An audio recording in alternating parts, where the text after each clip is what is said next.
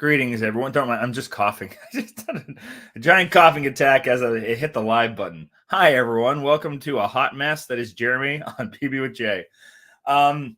Greetings, everyone. We'll give it a second for you all to load in because I'm really excited about today's guest, and I want to give you all a chance to jump in. We have last week's guest watching along, who I agree says Tim is an absolute gem of a human being. So we will get into that gem of a human being shortly. We've got Tanya from Connecticut. We've got Vi from New York, Janet from St. Louis, and a lot of other lovely people making their way in. So thank you, everyone. If you've got questions during the live, obviously, please throw a Q in front of it. So it's just easier for me to find. And I will get to them at some point throughout our conversation. But I don't want to take too long before we get into our guest. I'm really, really, really excited for today's guest. Our guest today was diagnosed with Ehlers-Danlos syndrome in his early 20s and spent most of his life in chronic pain. By the time he reached the age of 37, he was addicted to fentanyl, alcohol, and fast food. At over 400 pounds, he was unable to perform simply daily tasks. But today, he's an athlete who thrives on a plant-based, whole food lifestyle and leads a healthy, happy, productive, and very active life that is free from all the medications he was once on. He has appeared in Runner's World Magazine, Good Morning America, Today, and People, and now he's here. Of FatManRants, please welcome Tim Kaufman. Jeremy, thank you so much for having me. I'm really excited. Also the author of this book, which I have a link to in the description down below. Sweet. So I'm sure lots of people know who you are, but for those in the audience that don't, you've got a pretty incredible journey. Yes. And you know what? I think I'm not alone in an incredible journey. There's thousands and thousands of people that have found the same results that I've got. So I hope people understand that I'm one story of many. And the biggest thing before we even get started is that this lifestyle is out there for anyone. This is what I love about it, right? It's just literally a choice away. And I think that people have to know that there's no magic pills, there's no magic shots or magic people. Like, this is just learning how to eat whole foods and being grateful, in my opinion. So I think that's important to recognize before we get going here.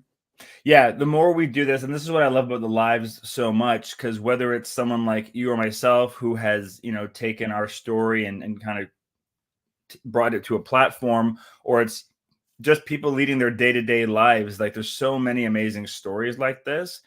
So I love sharing them. I'd love to, just before we jump into kind of getting into a bit of your story, just so people have some context, can you explain, I mentioned that you had the Ehlers-Danlos. We have talked about that before on here, but just for those who don't know, can you explain what that is just so people have some context? Yeah, actually, that's kind of where my story starts. So it probably makes sense to do that. So I grew up in kind of a rural place. I'm still here. It's Alden. It's, no one knows where Alden, New York is. But if I say Buffalo, most people know where Buffalo is. So I'm about 25 miles east of Buffalo, and it's very rural. It was obviously more rural when I was younger. And I grew up on a farm, and I worked on a dairy farm. And I was a hardworking kid, obviously very manual labor, but I kept getting hurt all the time. And I always felt like I was accident prone. I was always twisting something, dislocating something. Something always hurt on me. And we would find out later, as time moved on, I got into my late teens and I wanted to marry my high school sweetheart, which meant that I had to get a better job than the farm. So I started working in the factory. And all these kind of accidents that were happening transferred into the factory. But this time I was working over my head. So I would reach up to grab something or lift something, and my shoulder kept dislocating out of the socket. So it got to the point where I would go to sneeze and just the pressure in my chest would actually dislocate my shoulder. Well, I just started this beautiful job and I didn't want to put it in jeopardy. So I held off as long as I could till finally, I had to go see what was going on. Went to the doctor. he said, yeah, your shoulder, we need to tighten it up. So we're going to do this thing where we cut your back open and we take all the kind of everything that attaches that arm and tighten it up and stitch it back together. You'll be on your way. Just lickety split, no problem. Yeah, just done. They just thought that I had injured it enough that I stretched it out and they needed to tighten it back up. So at this point, I'm in my, very early 20s. And I guess I didn't really ask, what the recovery times or anything. But in any event, they went in there to do the surgery. And when they got in there, they started trying to tighten stuff back up, but it just kept stretching. And I came out of the surgery with a pretty bad diagnosis and a bad prognosis. They diagnosed me with this Ehlers-Danlos. And basically, it's a genetic screw up that the collagen in my body, or the glue that holds my body together, is very stretchy. And, you have issues with very loose skin, scarring is real bad. And they started noticing all these things. Like I get a scar and it looks like bubble gum. And so they said that, I'm probably going to be on disability shortly. And then by the time I'm 25, I'll be in a wheelchair. So not the type of thing you want to hear just starting out a young family and just starting life. So, I think emotionally that I didn't know it at the time, but I think looking back emotionally, that was a huge hit for me. I was supposed to be this big, tough protector and provider. And now they're talking about wheelchairs. But the truth was, I didn't feel that bad, but the other thing that came out of that with the EDS or the Ehlers-Danlos syndrome was this painkillers that they had prescribed. And, my mom was a tough, stubborn German, and we didn't do medicine. We didn't necessarily like doctors. And, it was the first time I'd ever had prescription medicine. And the reality is it worked. They made me feel amazing. And I think I had been in chronic pain for so long because all my joints are loose and they're all kind of dislocating. When you're young, you're resilient. It doesn't hurt that bad. But, as I got into my mid-20s, I was loaded with arthritis. In fact, one of the doctors said that my joints had looked like, especially my knees, looked like they were 70 years old. Jeez. They tested me for rheumatoid arthritis because I was just in pain. But in any event, I started taking these opioids, and everyone kind of knows how the story goes, right? They work great until they don't, and then you up the dose or up the the potency of them. And I worked my way up through the Lortabs and then Percocets, and then at the time back in the early 90s, Oxycontin, they were giving it out like candy. And, I hopped right on that train. And, over time, over the, next years, I was highly addicted to these. They were a lot easier to get because the computers weren't really, up to snuff yet, right? Like I could go to 3 different doctors, get 3 different prescriptions, pay cash for 2, let insurance cover 1. And it was an easy way to get a lot of medicine. So as pain's getting worse, my body's kind of breaking down, and the doctor wanted to try a new medicine with me. And at the time, no one had ever heard of this medicine. Certainly it wasn't on the news or anything. And the medicine was fentanyl. And the fentanyl came in the form of a transdermal patch, which means I stuck it on my back, and I would get this constant drip. And it seemed pretty innocent. It's just like a sticker. But man, the fentanyl was very, very effective. In fact, it's 40 times stronger than morphine, and it's more addictive than heroin. They forgot to tell me that. So here I am. I find myself on this fentanyl that worked really well, super effective. But I was still taking all the tablets because, well, that's for breakthrough pain, or as they say, stay ahead of the pain. And, before I knew it, I was taking sometimes 30, 40 pills at a time. And I had worked my way up to the maximum dose of fentanyl. We just couldn't get any more. But I still was having trouble sleeping. And it's a funny thing. People think, well, you take these drugs and they make you very lethargic, which they do. You get really tired. My eyes are my head's nodding all the time, but I could never get a good night's sleep. I would lay in bed just tossing and turning all night. And in about 5 nights into this, sleepless, I don't know, string of sleepless nights, I'm like, I got to do something. I can't not sleep. So I stopped at a liquor store and I picked up a 1.75 liter of vodka.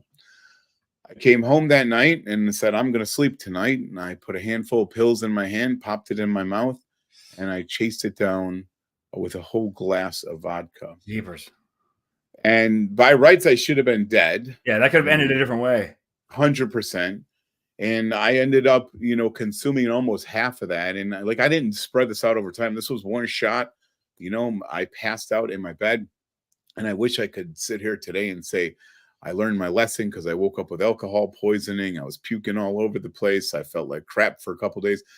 But that's not how it happened. That just became my new normal. There was no ramp up. There was no, it wasn't like the other things where I had ramped into it. I went full on, and it just became a part of my routine. Pills and almost a full liter of vodka every night before I went to bed. Wow. And how old are you at this point? So, well, by this point, I'm in, this is a period of over probably a decade. So I'm certainly in my early 30s by this point. This took a long time. I'm telling it really fast, but it took a long time to get to that point. But somewhere along the way, I was trying to escape the physical pain, and somewhere along the way, the emotional and actually spiritual pain set in. I hated who I was. I hated the person in the mirror. I hated, most of all, that I was manipulating Heather.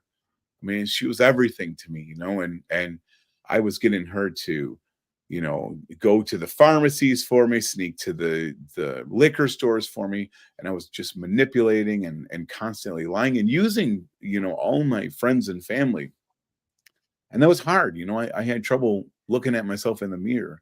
And I just got into this trap of just wanting to escape. And oddly enough, my favorite thing to escape was with food, because unlike the fentanyl and unlike the opioids and unlike the alcohol, food was really easy to get, and people didn't judge for food like they would the other things. So, I could stop at 30 some places on my way to work and get fast food. And my fast food of choice was certainly breakfast food. By the time I was in my mid 30s, I was getting fast food sometimes 3 and 4 times a day. We ate out almost every night. We would get takeout. For us, it was pizza and wings. So here I am eating breakfast at Burger King, lunch at Mighty Taco. I would get a snack at Burger King. And then while I'm literally in the drive-thru line, I'm calling to order pizza and wings. We're a young family and we're busy. We got kids. They got to go places. We had a couple businesses. And we just got the easiest, fastest food we can get. And when food did come from the grocery store, it's Hot Pockets, Totino's pizza rolls, boxes of fried chicken, things that were quick and easy. And I guess, looking back at the nutrition, I didn't really know we were doing anything wrong. I just knew that fast food made me feel really, really good. But oddly enough, it was that same kind of thing. I would get in line at Burger King. It was literally like walking into the pharmacy. Can't wait to get that refill of 120 tablets. But this time it was two breakfast biscuits, right? And I would wait, and my heart would get it. I get a little, I felt like it's embarrassing, but I felt like a kid at Christmas. I get a little excitement. Yeah. So we dog rules when you're starting to get their food. Yeah, exactly. Yeah, I literally would start salivating and get a little excited, and it's the same food I had every day. I don't know what I was excited about. Of course, I always washed it down with Diet Pepsi and Diet Coke because I was watching my figure. But I would get the food and I would eat it, and by this time I had 5 minutes to get to work, and I would wolf down enough food for 3-4 people, and I would feel great. I would get that moment of happiness. And then by the time I got to work, I'd look down and see these greasy wrappers balled up on my passenger side seat. And I'm like, what am I doing? Then I'm dealing with heartburn an hour later. And so between these 4 things, this became my new thing. Like, that's all I did was get work as little as I possibly could through the day just to keep my job. And then, I would escape with these 4 substances. And life was awful. It was awful. I had also a big lack of mobility, because one of the things they told me when they diagnosed me with this is to keep your body as still as possible, do as little movement as you possibly can. Everywhere you go, make sure you're supported. And they started bracing my entire body practically. And, the doctor said, if you want to be around when you're 50, 55, you got to stop moving. And so that's what I did. So the stop moving, eat more, start escaping with all these drugs and alcohol. It ended up that by the time I was 38, I was over 400 pounds. We don't really know how much over 400, because the doctor literally couldn't weigh me. He just put an X where the weight was. And he said I was well over 400. I don't know what that means, but I was on 20, most of the time, most months, almost 20 prescriptions a month. I'm not talking about painkillers either. I'm talking about, I was on Indocin that was a terrible drug, by the way. I was on 2 different blood pressure pills. I was on statins.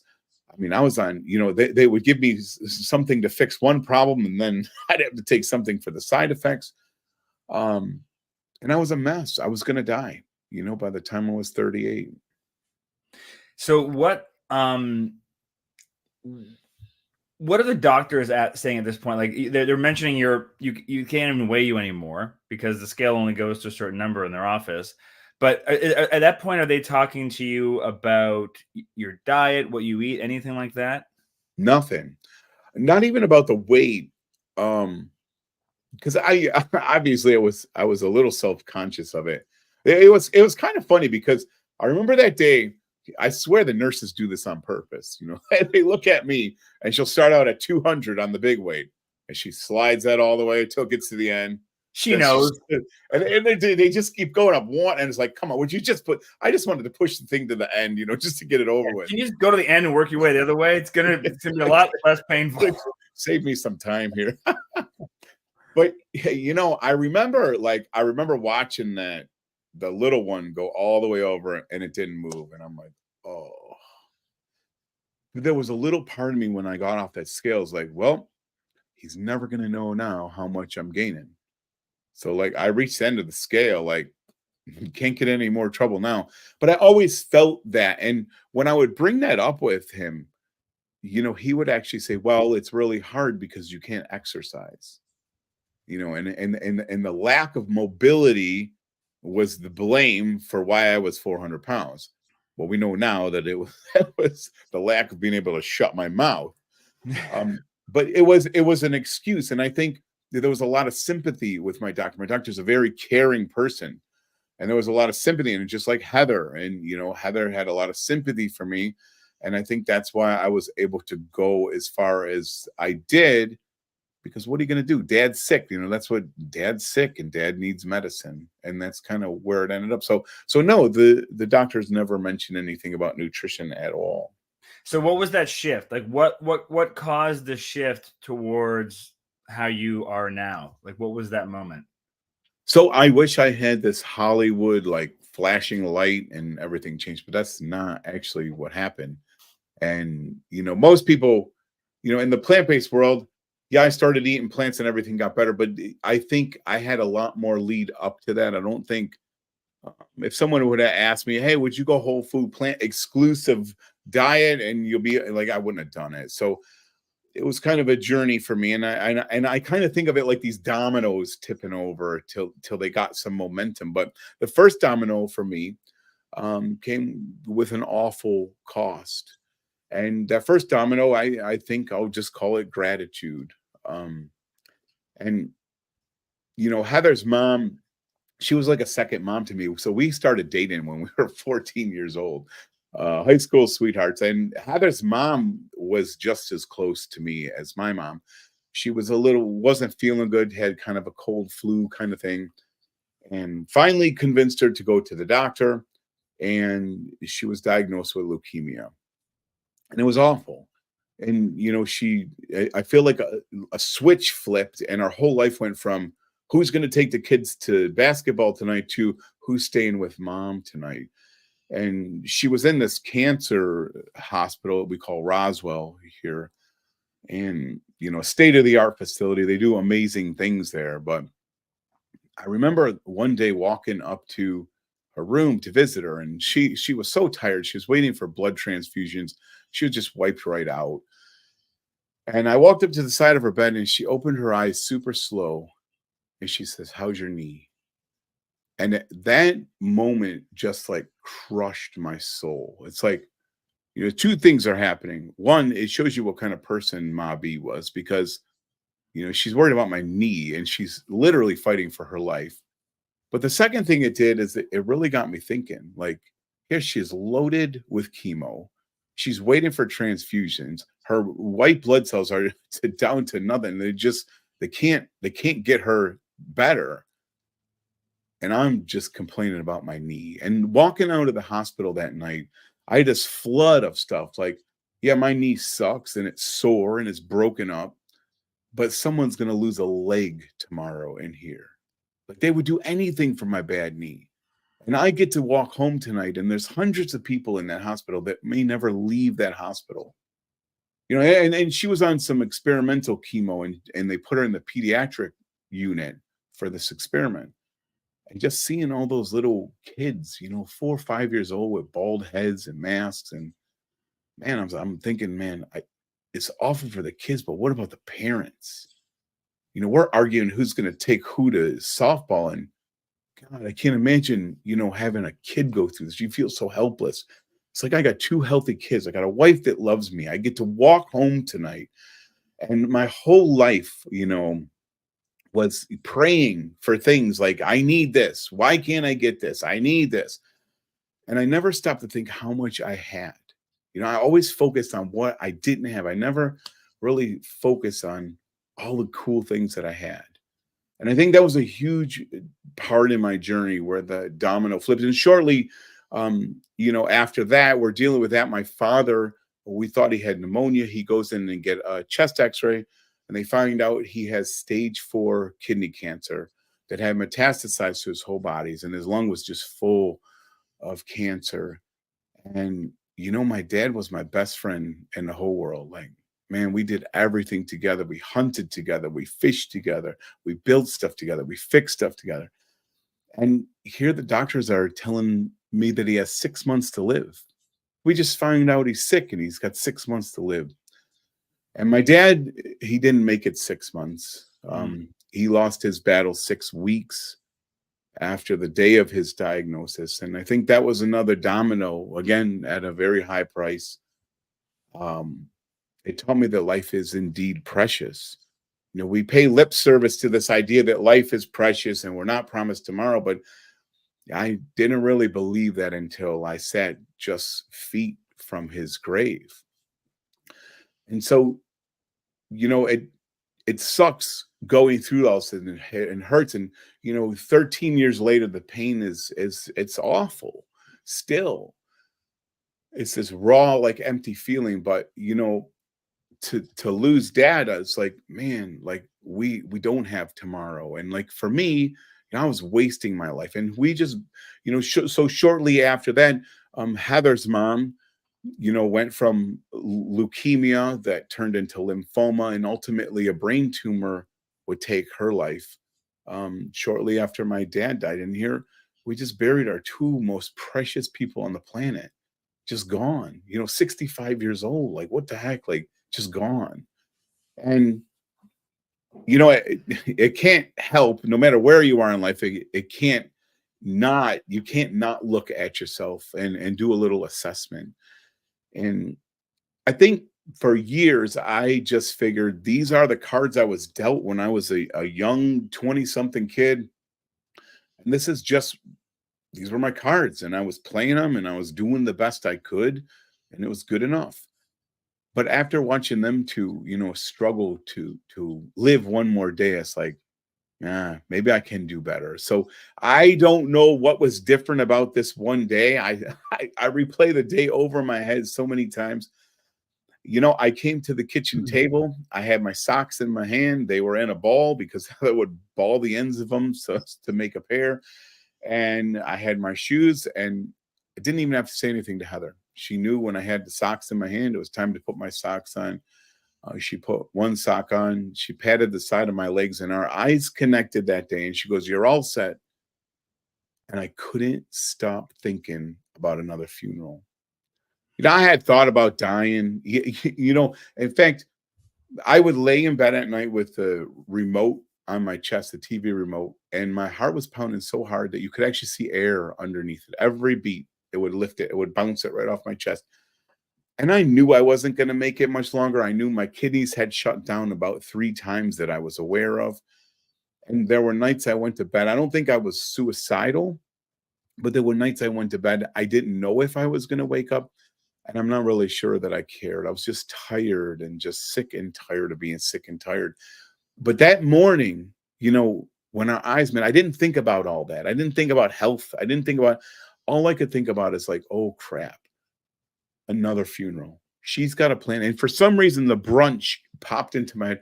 What is she going to do for the funeral brunch and the obituary? And she's got to pick out a coffin, and then she's got to raise kids on her own. Like, oh my gosh, this is awful. I didn't say a word to her.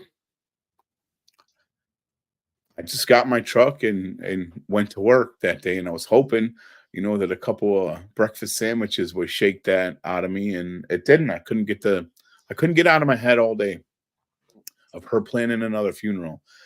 And, I did what I think most smart people do. I went and found a YouTube influencer to get some direction from. And I found this guy that had this bariatric surgery, and he was every bit of 400 pounds. He has the surgery, and a year later, the dude's running marathons. And I thought, that's what I got to do. I'm gonna get this surgery. So then it was the Yellow Pages. I opened up the Yellow Pages, looked up this surgery, found a place in Buffalo that did it, went to all the classes. I had to go to a seminar, a big old packet of papers to fill out, and I was all set. Heather wasn't really a fan of it, but she didn't try to stop me. She tried to talk to me a little bit, but we went to the doctor, and that day, the nurse came in and took my blood pressure. We had been sitting there for about an hour wait. She took my blood pressure.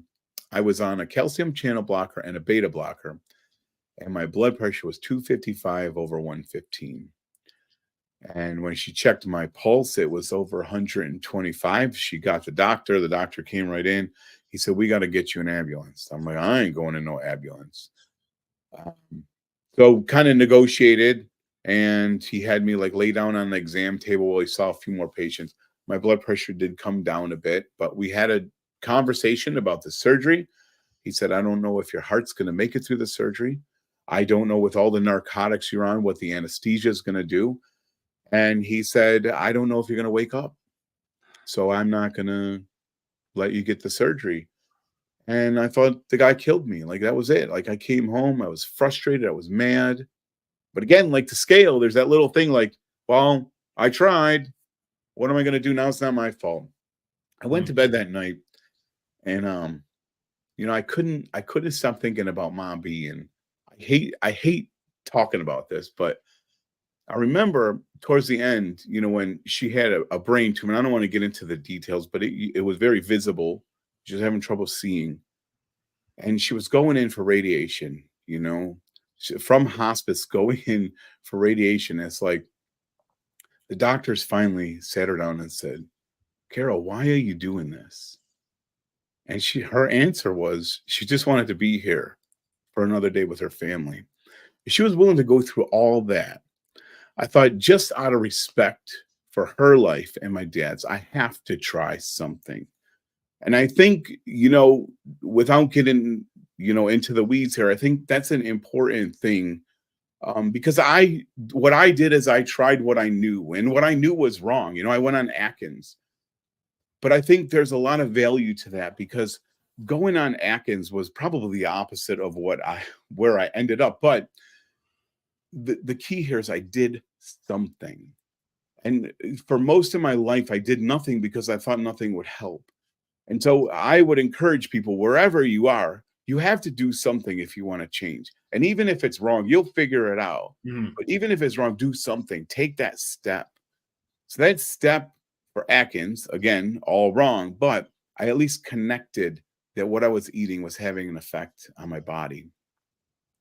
And Jeremy, I don't believe in coincidence, but I don't want to get into all that. But you know, for some reason, I'm a big Harley guy, a big tough guy. I was a big 400-pound, Carhartts, a real badass, or so I thought. Even though I couldn't, if my daughter got down and ran towards the road, I could have never stopped her like that. But for some reason, I thought I was a badass, right? And I asked Heather, I said, look, do you have a spiral notebook? She was, for what? She goes, I just want to write some stuff down. And she had a spiral notebook that was mostly empty. I tore some pages out and I started a journal. And so to be fair, like, journaling was not me. Weird people write stuff, especially every day, especially a diary, right? Like, that's what the Brady Bunch, Marcia did on the Brady Bunch. Like, that's not me. But for some reason, like, I felt like I was really excited about changing. And I took that first page of the notebook and I put on there, this is the first day of the rest of your life. I put the date down and it's going to be about 12 years ago. And I wrote down my weight, and then I wrote down what I was going to eat the next day, and it looked super empty. And then underneath that, I put exercise. I just put EX, and I put chair ×2. And what that meant is about a week before this, I had tried to get up out of my office chair, and I pushed down so hard on the handles that I folded them right off and broke the chair in half. I was so embarrassed. And my colleague, Jimmy, he said, oh, I have an extra chair. That thing's seen its days anyways. He threw it out, brought me a new chair. And I thought, if I can get out of that chair once, I can do it twice. That was my exercise. I was literally doubling my work capacity. And so I went through the day and I got home. I'm like, I probably should do something on that page now. And I'm at the bottom of the page. Put, you did good. And at the time, even years later, 5 years after I wrote that, it never hit me until I started writing my book. That was the first time I had ever, had some kind of self-love. It was the first act of love that I'd ever given myself. Like, I celebrated something. It was so small, but I did it. And I think the idea of writing it down, I couldn't take it back. I was so self-loathing. I hated everything about me. And I had just got into this thing where I would do something, screw up, told you couldn't do that. And I just got into this self-loathing cycle. But I wrote down, you did good. And I couldn't take that back. That was on paper. And so that started, like a small journal. It wasn't much of a journal, but I was at least acknowledging my accomplishments, and I had something to look back. I could flip pages. And from there, I used to love sitting on the couch watching Netflix. The film Fat, Sick, and Nearly Dead pops up. I watched that to get to super quick. My entire life was meat, cheese, vegetables. You didn't. Potatoes, I would do potatoes. But, I hunted, I fished, we processed all our own meat. Being on the farm, we raised our own animals. I literally have animals that I've killed tattooed on me. I mean, I was all into the meat and potato thing. So when I watched Joe Cross, funny, I never connected the plant-based thing. All I did was say, Joe did this for 60 days. Joe got these results. If you haven't seen the film, super quick, Joe Cross from Australia comes over to the U.S. Brilliant accent, by the way. And he consumes nothing but fruit and vegetable juice out of this juice machine for 60 days, turns his whole life around, gets healthy and loses some weight. And I thought, dang, if he can do that for 60 days, I'm going to go in 30 days. Never thinking about the vegetables and fruit thing. But to be honest with you, I didn't care if he was putting raccoon turds in there. You were going to do it. I wanted what he had. And it didn't matter how he did it. I just wanted what he had. And it's a good thing I didn't think this through, because I jumped right in. January 1st, that would have been 11 and a half years ago. January 1st was coming up. Ordered a juicer. And on January 1st, well, actually, December, 31st? I don't even know. At 11:59, I had 2 pieces of raw fish, not knowing that would be the last animal products I would ever consume. The juicing, super quick story about the juicing is kind of funny. If anyone's ever made juice before, here it is, New Year's Day, and I have this little baggie of vegetables, and I put them in the juicer, and Joe is making gallons of this juice, and my juice comes out to about like tablespoons. I'm like, we got a problem.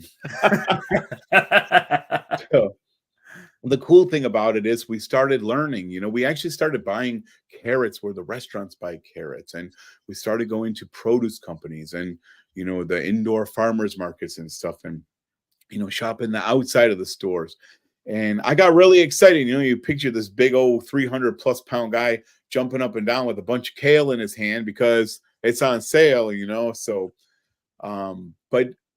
So the first 3 days of the juice fest were freaking awful. I was starving. I was miserable. And I knew Joe a couple times I just went to bed. I'm like, that's what I'm going to do. And by day 4, the hunger had subsided. And Jeremy, by day 5, I've told the story no less than 1,000 times. I still get goosebumps every time I tell it. By day 5, a miracle happened. And I woke up in the morning in the same exact place I had fallen asleep. And I had tried for years. That's all I wanted to do. Like, I would do anything to do that. And here, 5 days on consuming fruit and vegetable juice, I woke up in the same place I had went to bed. And jeepers, I still tear up saying it, It's amazing. And as the fast went on, my eczema started to clear. My complexion came back. I wasn't that white, like yellowish. My eyes weren't cloudy. I didn't have the sinus of sleep apnea is going to. It sounds crazy. Like, it sounds like I'm lying. But by day 10, I felt like a different person. And, the reality is, all this time my body wanted to heal, but I just kept feeding it poison. And, the thing with plants is they're very anti-inflammatory. And all my entire diet was inflammation, the oils, the salts, the sugars, the animal products, the processed crap, all inflammatory. And so my body got a shock of what it was like to get fed with nutrients. I think for years I was overfed and I was malnourished, and my body just needed these blocks to heal with. And, by day 20, the energy's through the roof. I probably had 35 pounds off by this point. I'm feeling better. I'm bored. I want to go do something. And, as good as I felt, I kind of got scared because it's like, what am I going to do on day 31? But because I watched Fat, Sick, and Nearly Dead, Forks Over Knives popped up in my feed. And I tell people, Forks Over Knives didn't just save my life. They gave me a completely new one. I learned that I could eat those fruits and vegetables along with whole grains, nuts, and seeds and legumes. And I have myself this plant exclusive diet. And, since then, I've never looked back. And I'm so grateful, that movie popped on. And so that's kind of how I got to where I am. The activity is a whole nother story, but yeah, that's kind of where I am. What were some of, if you can think back, what, once you started, that 30 days is over, you discovered Forks Over Knives. Can you think of any challenges you had at the beginning of that? Even though like your brain is there, your mind's there, like what were some bumps you had potentially in that first, say, 6 months? So I had really weird bumps that probably no one will relate to, but I'll tell them anyways. So there's 2 sides to this. This is an interesting question. The first side of it is, I think I was so,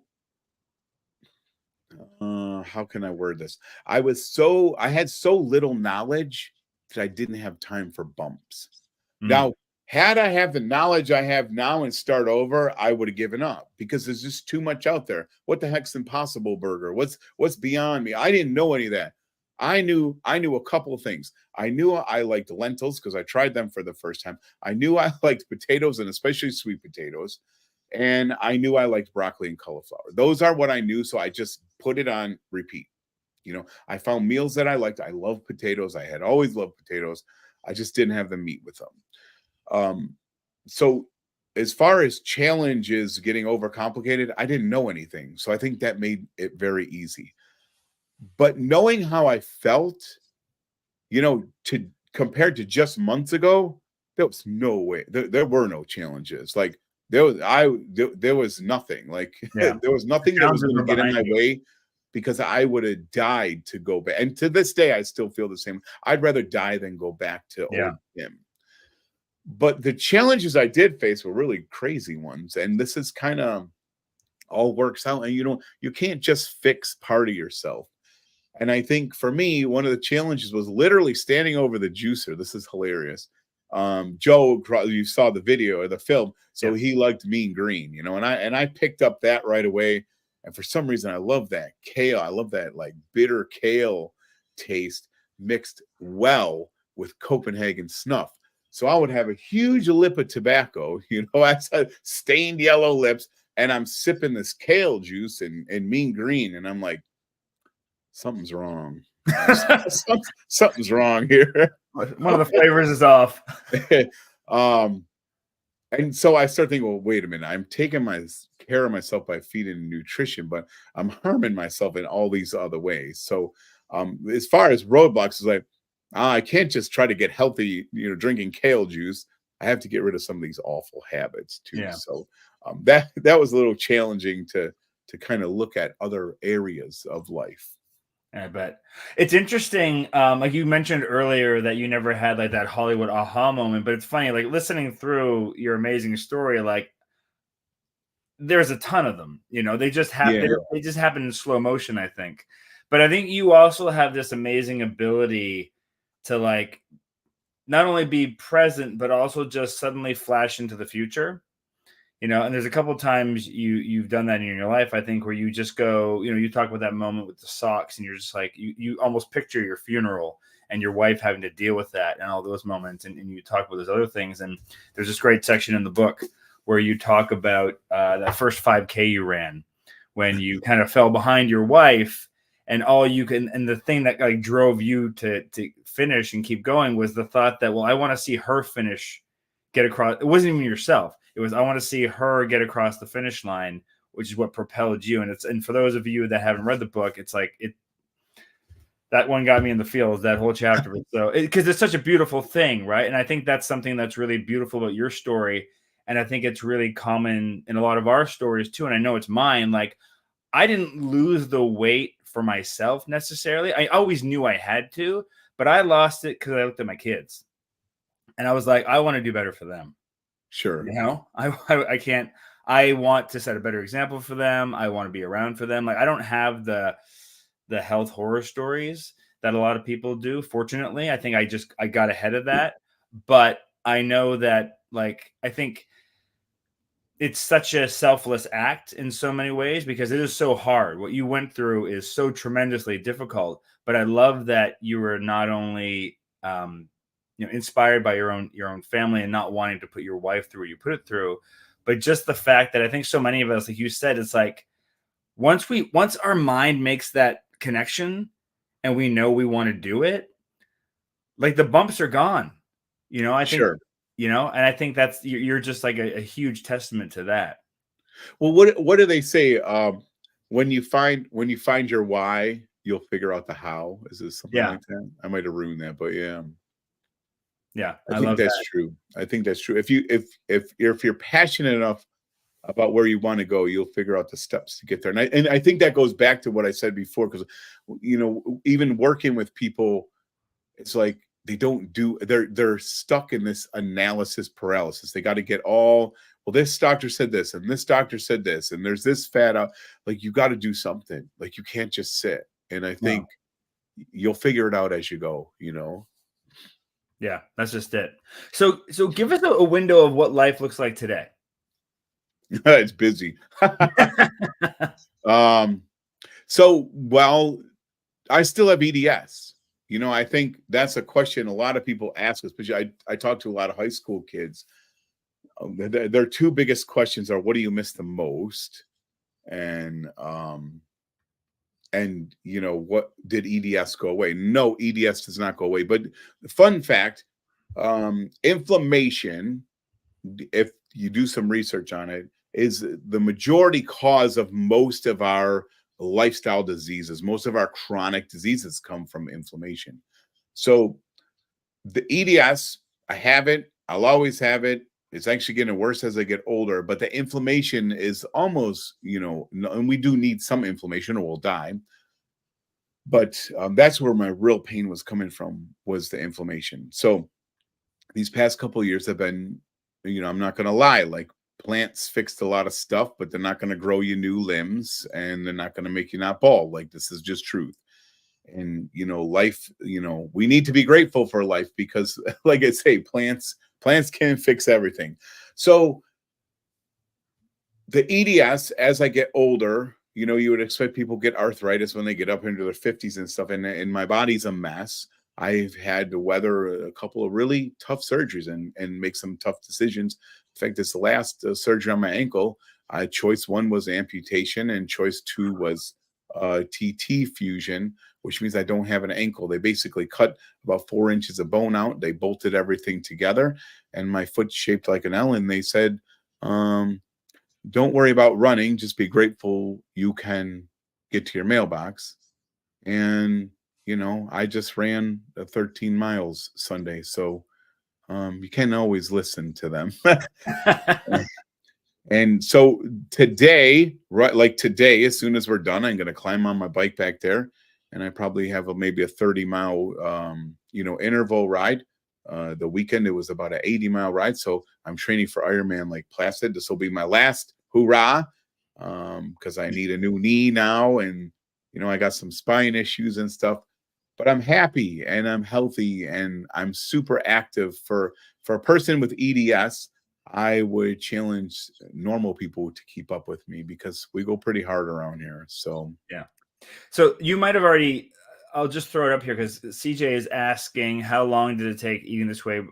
The pain started to get better. Obviously it didn't go away, but you've already kind of talked about a little bit with the anti-inflammatories and inflammation, but in terms of like the pain levels, eating this way versus not, I guess might be a way to discuss it. Yeah, well, that's actually a good question. And that actually, it kind of leads to another topic that I'm pretty passionate about. So the pain, honestly, that inflammation, if two things are happening when you cut out all the processed food, the oils, the salts, sugars, and animal products. Now your body doesn't have to worry, spend its energy and time trying to trap all that up. And that's really what it's doing, putting it in little sacks and under your knees and stuff to hide it because it doesn't want it in your body. But then you're eating the anti-inflammatory, the leafy greens and the whole grains and the stuff that's anti-inflammatory. But so it literally in a matter of days, pain levels change. And I can tell you right now, even being whole food plant-based, if I get into liquid aminos too much, I can notice pain in my ankles. If I don't eat as cleanly as like if we're traveling or something and, I'm eating pretzels or something, I can notice that, it's not awful, but I notice a difference by how cleanly that I eat. But another thing that's worth noting, we talk about is, usually I say plant-based, but we eat vegan, and eating vegan is very compassionate for not only animals, but the planet. But we need to be selfishly compassionate because when you eat food, and I'm kind of a new avenue here because training for Ironman, I need every little edge I can get. I've been eating very selfishly. And what I mean by that is I look at my plate, it's like, what do I get out of this? So we've incorporated some lacto fermented, not a lot. I just have a spoonful of, fermented cabbage, and I'm doing a little bit of microgreens. But with regard to pain, things like dried cherries, things like almonds. Harvard does studies on this stuff. Some of these foods have more anti-inflammatory properties than over-the-counter Motrin. So, pain by eliminating things that need a plant-based is great, but we should focus on, if you're having trouble with your joints, add some more turmeric to your diet, add some cinnamon to it. Hot peppers is another one. Find out these benefits of the food. they're delicious foods. You're going to eat them anyways. Eat selfishly while you eat compassionately. That's just it. Well, our planet is like food is fuel is medicine, and it's always been that way. But we just go for the convenience of little pills that have been broken down and recommended by somebody in an office. Yeah, and funny thing is, those little pills come from plants. Right? That's really what they're trying. Because you can't. Oh, that's a 4-hour show. Yeah, the pharmaceutical. Because the older I get, the more angry I'm getting at pharmaceuticals. But the pharmaceutical companies cannot patent broccoli. But they can patent a synthetic blend of broccoli-like substance. So that's why your doctor's not telling you, well, eat a pound of broccoli every day and or have a smoothie with flaxseed, and you know what I mean? Because you can't patent food. Yeah, exactly. CJ said thank you for your answer, Tim. Sure. So we have another one here, and I also want to get into Tim will probably spew some wonderful advice if I ask him to. Just for all of you that are listening. But we've got a question here. This is our guest from last week. So she says, I have a strange question. Do you ever worry about the momentum that is following the success you've had and that is too much pressure on you and your family? She says she asked this as another person in recovery.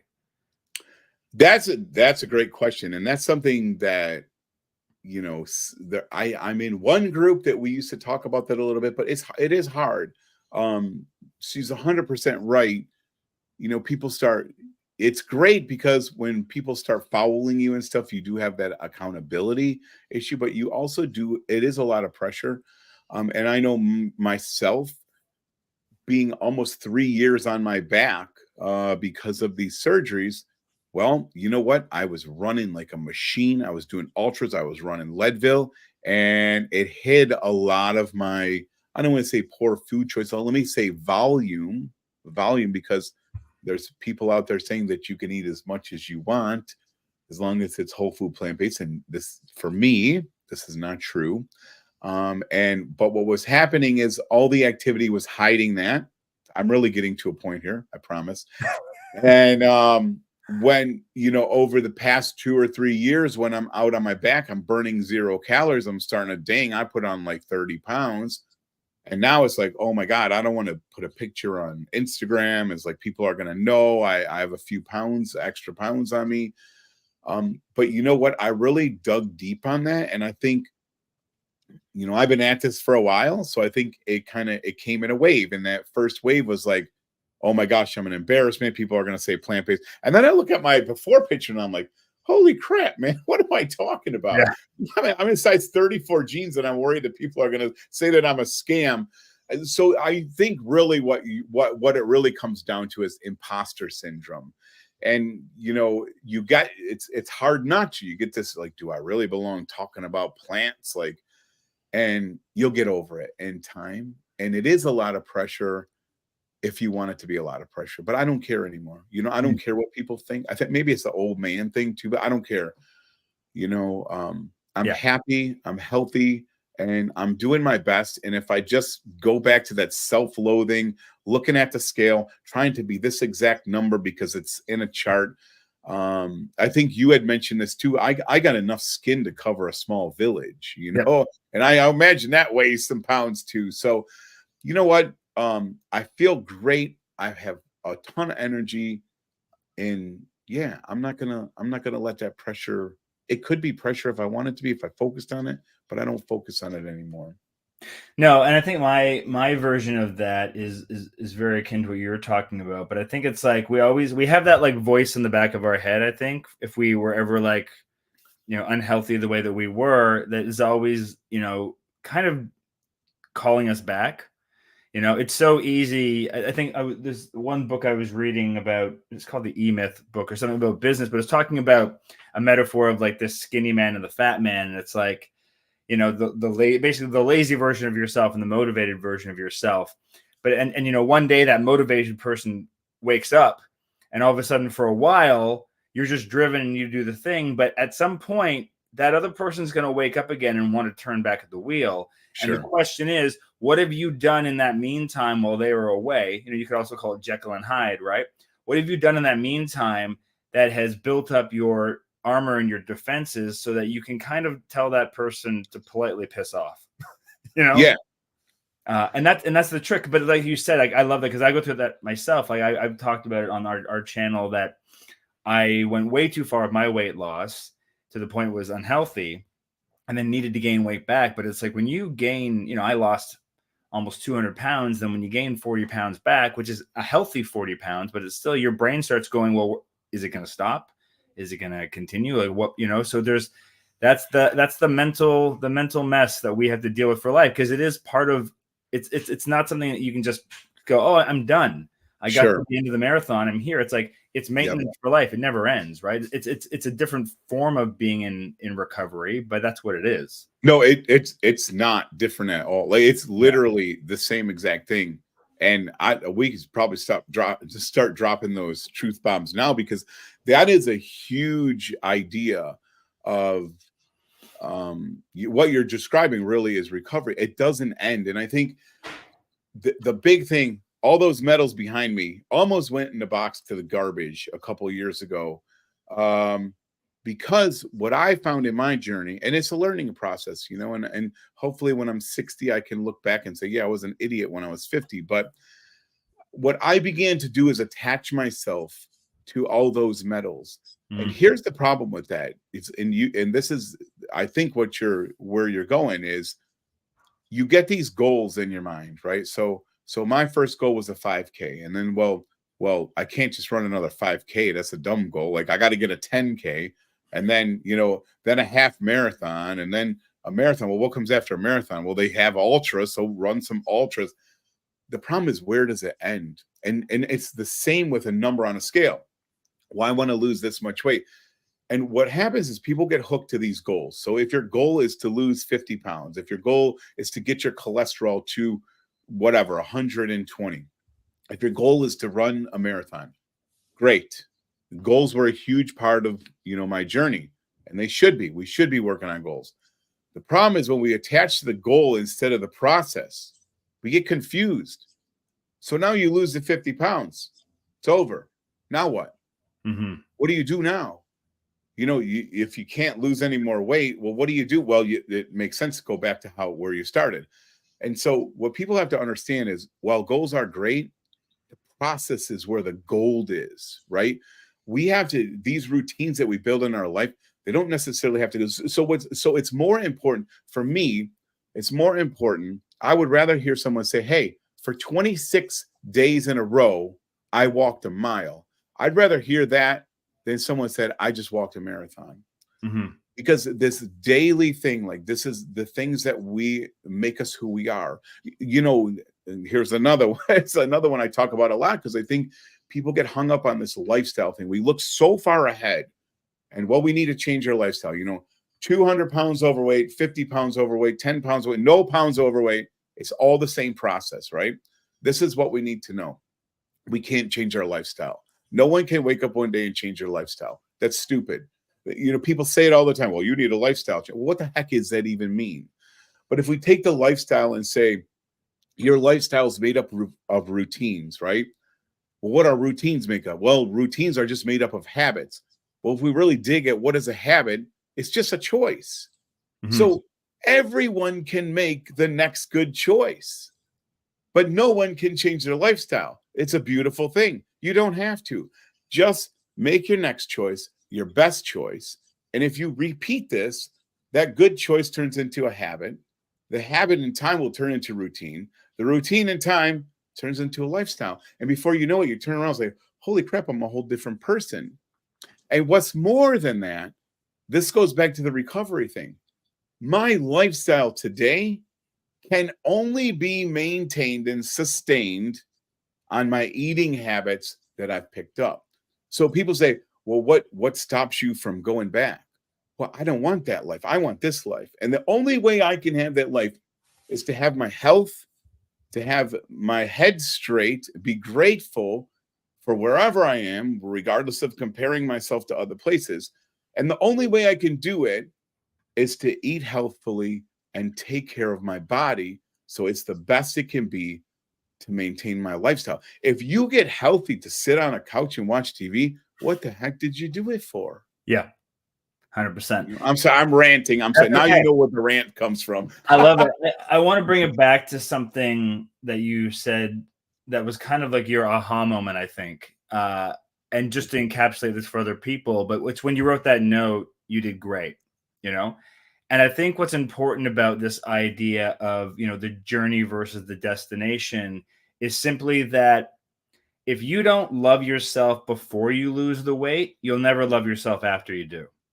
150%.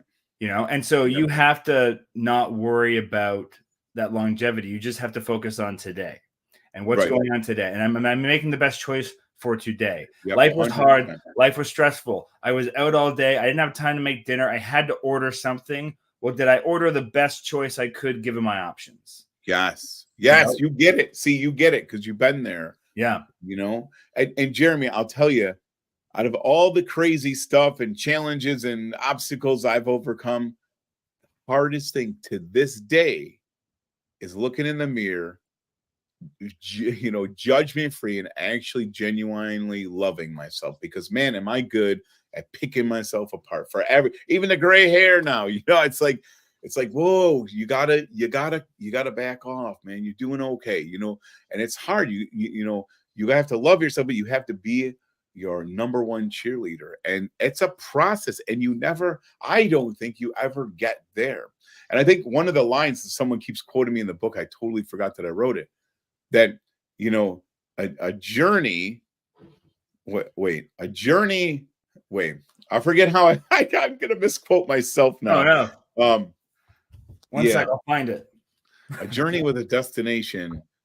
Basically, it was forget the destination. Yeah. You don't need the destination. The journey doesn't have a destination. And that's a beautiful thing because it's always, I wrote about that when Heather was taking my picture at what I thought was the finish line. We get home and it's at the start line because it's on the wrong side.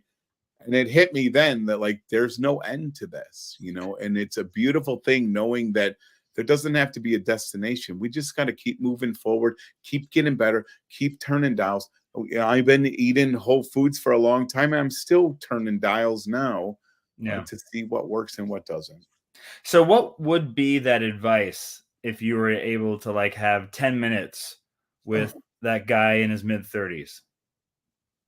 I only get 10 minutes. Well, I first asked for more time. No, I'm just kidding. I don't want to just keep hammering on this do thing, but I think that do thing is super important. I think community is huge. I didn't have community. I've always been kind of a loner, kind of rebel, but I think community is huge. It does multiple things. We just talked about this on our live because it is important. Community lets you know that you're not the only weirdo out there. I mean, look, when we eat this way, we're going against the grain. We're in the minority and you're going to get beat up, and yeah, some people are tough enough. I'm a very type A personality. I can weather a lot, but a lot of people can't. And they just kind of mush down and they're real passive and they just I don't want to upset anyone. So I think community is huge. Community keeps you accountable, and community, you actually helping other people is the best way to stay in this. And what a beautiful thing if we could really pull that off, that everyone's helping each other where they are in their journey. It's this big, huge circle of people helping people. I think that would be fantastic. Third thing, I already talked about this too. Don't make it too big. It doesn't matter what you have to do. Don't wait for the wedding or the Monday or the start of the, just start now. But one thing I know that people struggle with is motivation. And I submit to you, motivation is a scam. I've never been a fan of it, and I can't stand it because I don't even like posting before and after pictures anymore. We do, but because it shows people what's possible. But the reality is this, Jeremy, and what aspect of life do we rely on motivation that's of any importance at all? Your kids' diaper's dirty. Well, I'm not feeling motivated to change that stinky thing. What do? You do it anyways, right? Taxes. It was just tax day yesterday. I'm not feeling real motivated to pay my taxes. Guess what? I pay the taxes anyways. Mortgage, being whatever it is. We don't rely on motivation for any aspect of our life, but when it comes to health, for some reason, people have to be motivated. The reality is this: if you know or you believe that a whole food, plant exclusive lifestyle is the most healthiest, I'm sorry, you are now responsible to be the healthiest you can be. Not for just for you, for your family, the people around you, your job. Everything gets better when you're healthy. So why do you need motivation? Why don't you take responsibility? Because that's what we tell our kids. I don't want to do my homework. I'm not no motivated. Too bad. It's your job. Do it anyways. Suck it up, buttercup. And yeah, I mean, I'm not trying to be mean, but I'm just being real. Like, Yeah. motivation is the biggest BS excuse that I ever hear. No, because we think it's this magical thing that'll just show up. When it's just really, it's just like, what do you do when you've got nothing left in the tank? You just do it anyway. Right. And it's nice when it's there. Don't get me wrong. Like, I love feeling, I'll go to Iron Man and hear the music, dude. I'll be crying, goosebumps everywhere.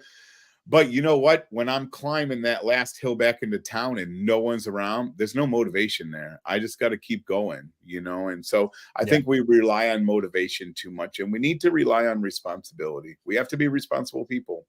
Yeah. And the why, I mean, you could argue that your why is your motivation, but I think those things go hand in hand, and the why can at least help. I know that's for me. It's just like, I just always go back to my why, and it just makes me get out that door when I don't want to get out the door. Yeah. But that's part of just being responsible too. Sure. And can I just add the last thing I'll say about the why is important too. And I think I had my why wrong. I didn't have my why wrong, but I had my idea of, I guess I didn't even know what a why was when I had a why. My why was to put space between a funeral, right? But over the years, you realize your why isn't static, right? Your why is very dynamic. And what got you to where you are today is not going to necessarily be what gets you to where you need to be tomorrow. And that why might change. I will say this one thing about whys is because it's all over Instagram. Everyone, cushy whys and that, like, that's great. But I think if someone really wants to figure out why they need to change, they need to get into a quiet place. They need to get rid of all the distractions and think about what the why looks like. Because what happens, especially, I don't coach anymore, but when I used to coach, well, why do you want to change? My first question, why do you want to change? Well, I want to be healthy. Well, why do you want to be healthy? I want to have fun, with my spouse and go on adventures. Okay, that's crap. It's not going to work. It's not going to work. It's not enough. Because it's so broad. Like, okay, when are you healthy? Well, I'm healthy because I ate a piece of celery instead of a Twinkie. Tomorrow's another day. That's not enough. So what I suggest people do, right? You can't see behind me, but I have like Iron Man, like his and I don't even like the brand, to be honest with you, but like I have Iron Man finish line posted right there. Like, I look at that every day. It's a stupid why for me now, but the point is this: you have to picture exactly what that why looks like. It's not enough to be healthy. It's not enough to have a better relationship or a more active. What does your active life actually look like with your spouse?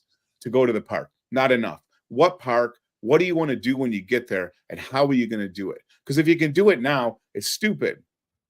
Well, I want to get healthy to go for a walk in the park with my wife. Can you walk now? Yeah. Okay. Won't work.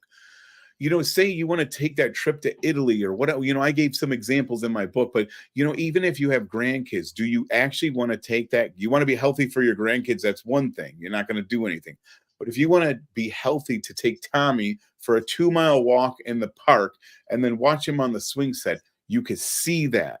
Put Tommy's picture up on that mirror. And every time you have to make a decision to put an Oreo cookie down and pick up a piece of carrot, you're looking at Tommy. Go for that walk. Like, plan that out. What does that feel like?